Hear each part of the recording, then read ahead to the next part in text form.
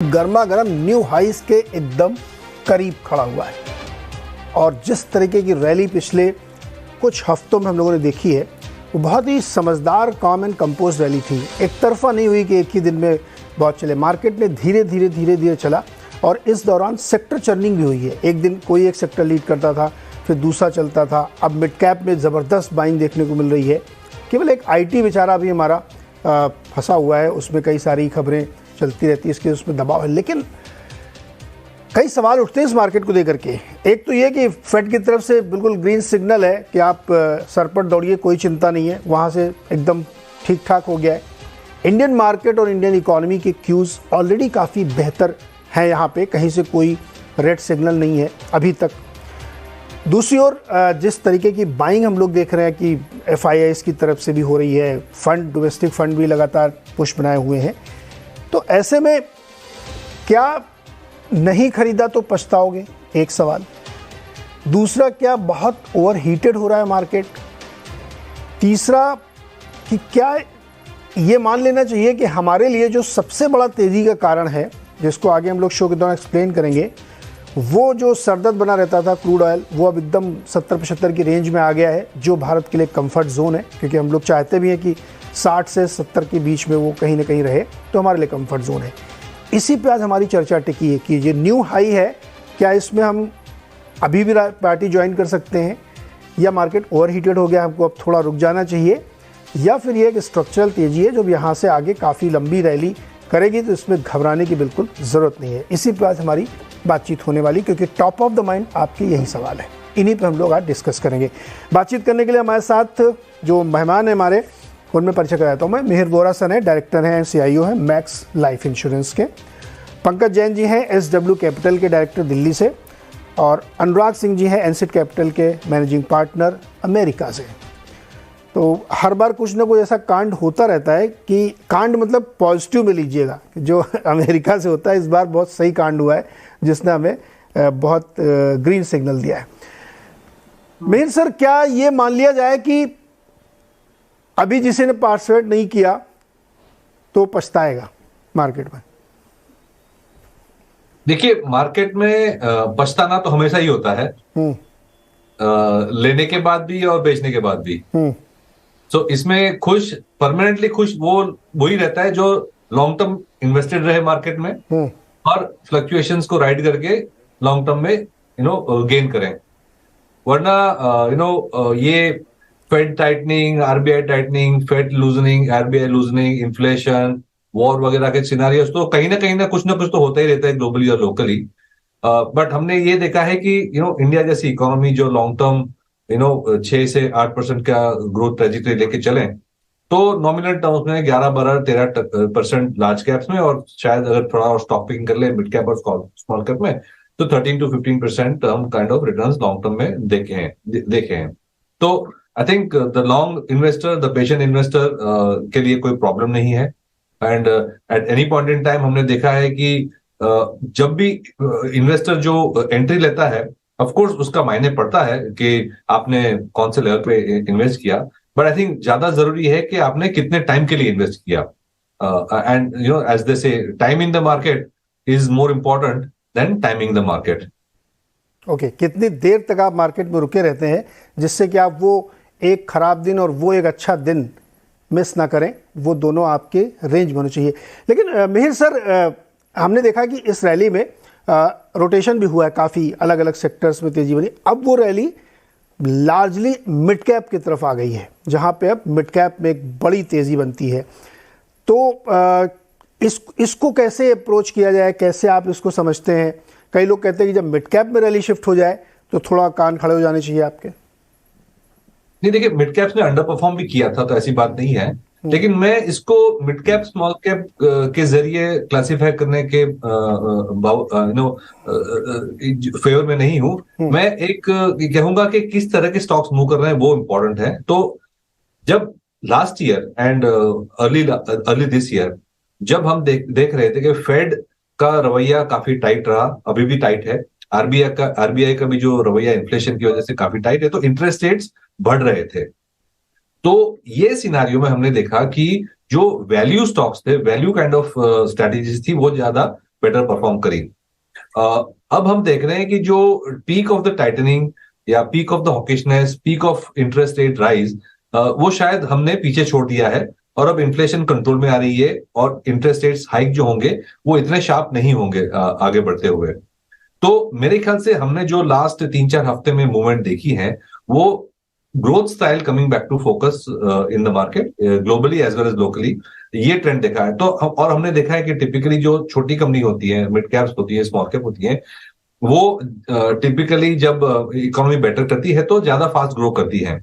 हमने ये भी देखा कि लास्ट ईयर जो कैश बर्निंग कंपनीज थी, न्यू एज कंपनीज थी, जैसे कि know the internet companies, consumer facing जो कंपनीज थी जिनके आईपीओज 21-22 में आए थे, वो काफी अंडर परफॉर्म करी थी क्योंकि ये ग्रोथ स्टॉक्स हैं और 50-60-70% की हमने कटौती देखी थी इनके प्राइसेस में।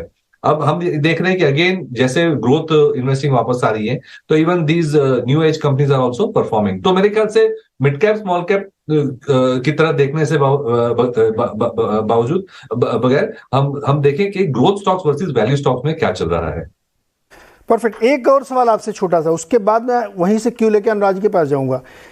फेड ने किया क्या, मतलब उसने क्या मैसेज देने कुछ ही कंफ्यूज किया, उसने कोई प्रेशर था उसके ऊपर, या उसने कहा कि अच्छा अभी छोड़ देते एक बार जुलाई में बढ़ाएंगे। मतलब रोकने के बाद आप जब ये कह रहे हैं कि अभी 2 हाइक और हो सकती है, हमारे 18 आउट ऑफ 18 मेंबर्स ये चाहते थे कि हाइक हमें करनी चाहिए और कट तो भूल ही जाइए आप 2023 में, फिर आप रुक गए, इसका क्या मतलब क्या था इसका? मीर सर आपसे पहले। ओह सॉरी, देखिए इसमें ये हो रहा है कि फेड को ऐसा लग रहा है कि उनका रवैया काफी कड़ा है और वो इन्फ्लेशन और एम्प्लॉयमेंट डेटा अगर देखें, एम्प्लॉयमेंट की स्ट्रेंथ देखें, वो अभी भी यूएस में काफी स्ट्रांग है। तो मेरे ख्याल से फेड के लिए कोई चारा नहीं है कि वो एक जो हॉकिशनेस बनाए रखे, द हार्ड स्टांस बनाए रखे कि उनकी जो क्रेडिबिलिटी है वो स्टेक पे है।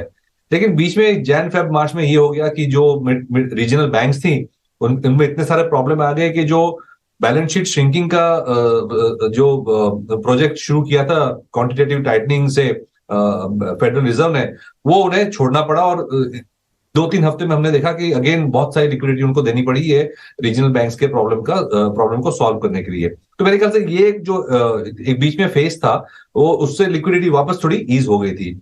अगेन इन्फ्लेशन का जो कोर इन्फ्लेशन है खास करके वो अभी भी काफी हाई है यूएस में, और हम देख रहे हैं कि एम्प्लॉयमेंट डेटा भी ठीक आ रहा है, जो थोड़े से जो इंडिकेटर से नरम हो रहे हैं, लेकिन ओवरऑल अभी भी यूएस इकोनॉमी काफी स्ट्रांग है।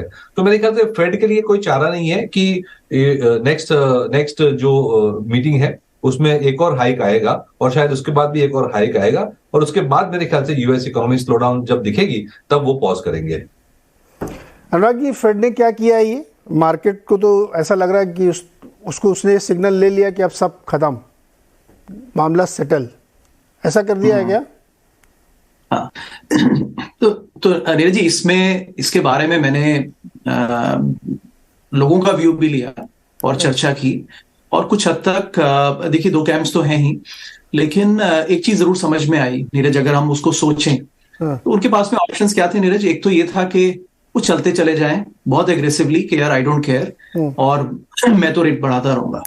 उससे खतरा ये है, जैसा मीर सर ने अभी बताया कि देखिए एक बैंक्स में क्राइसिस आ गया तो उनको अल्टीमेटली सपोर्ट देना पड़ा, राइट। चाहे उन्होंने स्टैंड मेंटेन किया कि देखिए ये वाटर टाइट है, बैंक को हम लिक्विडिटी देंगे, लेकिन ये इन्फ्लेशन फाइट अलग से चल रही है, but he realise the back side of it कि अगर ये ज्यादा क्राइसिस ऑन द स्ट्रीट्स आ जाता है तो they might have to stimulate the economy back again, जो कि पूरा अंडू कर देगा जो मेहनत उन्होंने अब तक की है।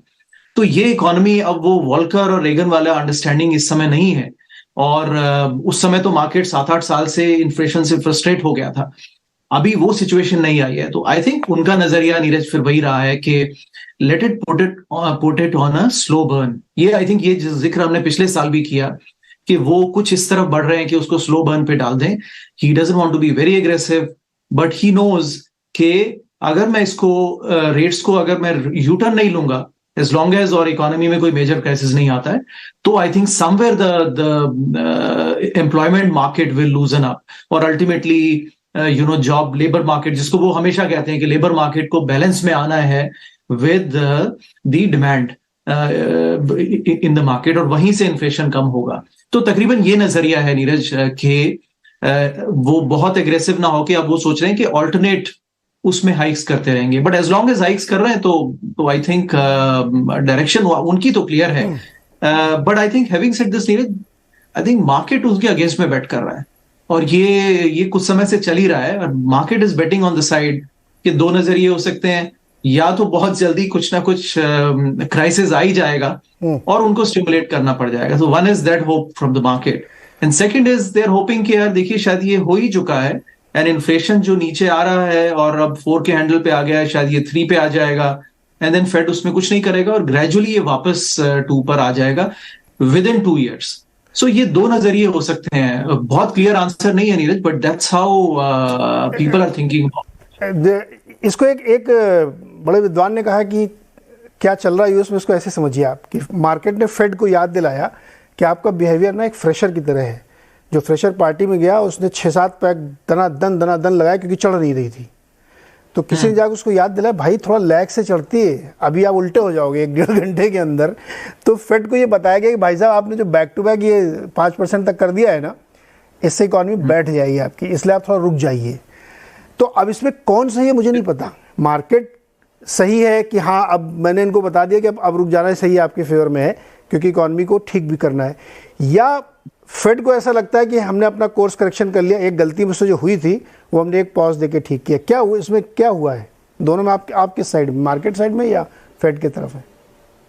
नहीं, तो नीरज देखिए, इसको कहते हैं ना कि ये फ्रॉम द आउटसाइड बहुत आसान है हमें कहना, but if you be on that chair you know के और तरह के कौन से काउंटर बैलेंसेस उनको देखने हैं। तो देखिए अल्टीमेटली एक डेमोक्रेटिक कंट्री है, तो you can't have non elected people running the show entirely, right. ये लोगों ने वो कोविड टाइम पे भी एक आई थिंक एक अब तो वो लॉबी बहुत स्ट्रांग हो गई है, उन्होंने उठाया कि कैसे ये 3-4 डॉक्टर्स मिलकर के डिसाइड करते हैं कि कब लॉकडाउन होगा और कब चलेगा, right. It's a democratic country और आई थिंक इस समय मैं एश्योर कर सकता हूं कि यूएस में अगर कुछ ऐसा हुआ तो दोबारा ये नहीं होगा। तो ऐसे ही नीरज यहाँ पर भी वही बात आती है कि you can't have blood on the streets. अगर अनएम्प्लॉयमेंट बहुत ज्यादा बढ़ जाए, क्राइसिस आ जाए, तो उनको कट करना ही पड़ेगा। तो आई थिंक उन्होंने डिसाइड किया है कलेक्टिवली। देखिए 17-18 लोग मिलकर डिसाइड करते हैं और 12 तो डिसीजन मीटिंग में बैठते ही हैं और उसमें हर तरह के अपॉइंटीज हैं। तो कलेक्टिवली डिसाइड ये किया होगा कि स्लो चलते हैं लेकिन फर्म रहते हैं, राइट। तो slow and firm I think is a better way to describe के, और वो स्लो एंड फर्म में चीजें देखिए धीरे धीरे करेक्ट हो रही है Neeraj. I think I would say कि वो अपना गोल अचीव कर रहे हैं। अब जैसा उन्होंने कहा उनके वर्ड्स में कि कंडीशंस आ गई हैं इकोनॉमी के सॉफ्टवेयर होने की, लेकिन अभी वो प्रोसेस जारी है, तो उसमें 2 साल लगेंगे। प्रोजेक्शंस तो उनके कोई मतलब है नहीं, वो तो खुद ही उन्होंने कह दिया इस बार के देखिए हमारे प्रोजेक्शंस को ज्यादा सीरियसली मत लीजिए, हमें भी नहीं पता है। और वो आप देख सकते हैं 1 साल पहले के प्रोजेक्शन देखिए तो बिल्कुल हेवायर है। कॉन्ट्रडिक्शन भी था ना, उन्होंने अपने ही टारगेट्स को अपग्रेड भी कर लिया, तो इससे और कंफ्यूजन फैला कि वो अपने लिए कोर इन्फ्लेशन का टारगेट ऊपर कर रहे हैं, अपने लिए जीडीपी का टारगेट ऊपर कर रहे हैं, फिर आप कह रहे हैं नहीं बहुत हीटेड इकॉनमी भी है, मुझे को रेट भी बढ़ाने हैं। तो वो थोड़ा सा इस बार थोड़ा सा कंफ्यूज दिखे मुझे। लेकिन पंकज जी,